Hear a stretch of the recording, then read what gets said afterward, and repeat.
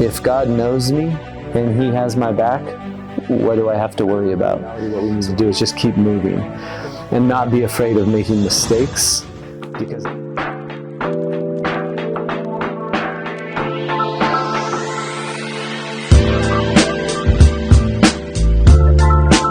Yes.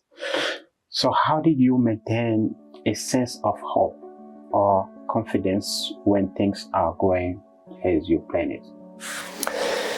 Well, hope is an easier one for me. Not one I don't fear much and I don't despair much, because luckily I've always had the belief, the feeling that God has my back. And so I've always looked at it that if God knows me and He has my back, what do I have to worry about? So when bad things happen, I know I'm always going to come out on the other end and I'm going to be okay. I also know that He knows what's going on. He's paying attention and He's going to make it right, but He's going to make it for my benefit. So there's not really any reason to get down, to despair, to quit. And I mean, the way that I look at it is I have two things going for me that make me always have hope, regardless of what's going on. One of them is, like I say, I have a Father who is all powerful and He knows me. And the other one is I have a brother who is the King of Kings. And so that makes it easy in life to always have hope, because there's no reason for me not to be able to be successful, have happiness in my life or so forth, when I have the Father I have and the brother that I have. And everybody has it, but fortunately for me, I've just been able to recognize that and use it to continually have hope. What motivates you to keep pushing forward, especially during difficult times? Well, I think it kind of comes back to a lot of the things we've spoken about, but I think it's just, I always see that it's going to be worthwhile. But when difficult times come, number one, I see that it's a learning opportunity. And so even though when you're in the middle of it, a lot of times you just want it to go away, you want it to be over, you want to be saved from or pulled from that difficult time. But I've learned over time that I always grow from that trial, that opportunity. It always becomes for my benefit, and whenever I grow, then I'm more happy because I have more tools in my toolbox. I have more understanding of things. And so when I have the trials, I'm able to see that this is beneficial and it's okay, even though it's still difficult. So I think for me, the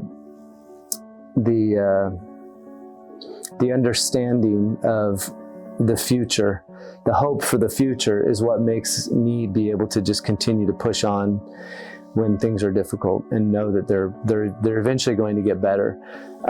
It takes a little bit of patience. So I feel like over time I've learned a little bit to have patience, and instead of allowing things to really bother you, or allowing yourself to quit, or allowing yourself to get frustrated and make rash decisions, it's best to be a little patient and wait. And if you wait a little bit, you start to see things more clearly, and things always get better later on. What is the most important lesson you have learned about resilience? Resilience. Well, I guess I'd say that resilience, well, first off, resilience is hugely important.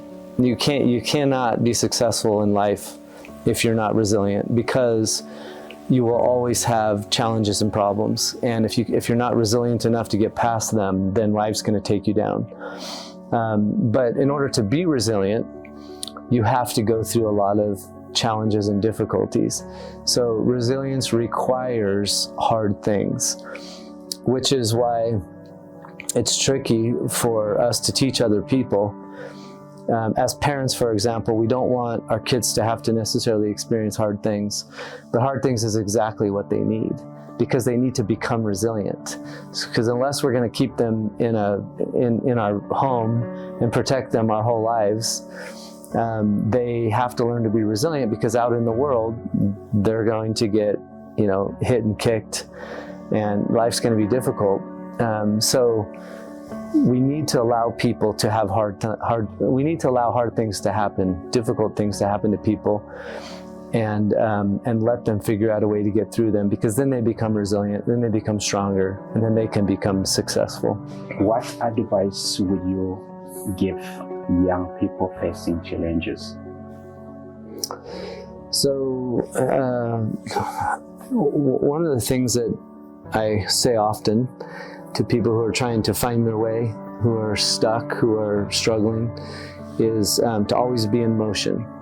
So a lot of times we want to wait for the right time. We want to wait for the right thing to happen. We want to wait for an opportunity. We want to wait until we're sure about making the right decision.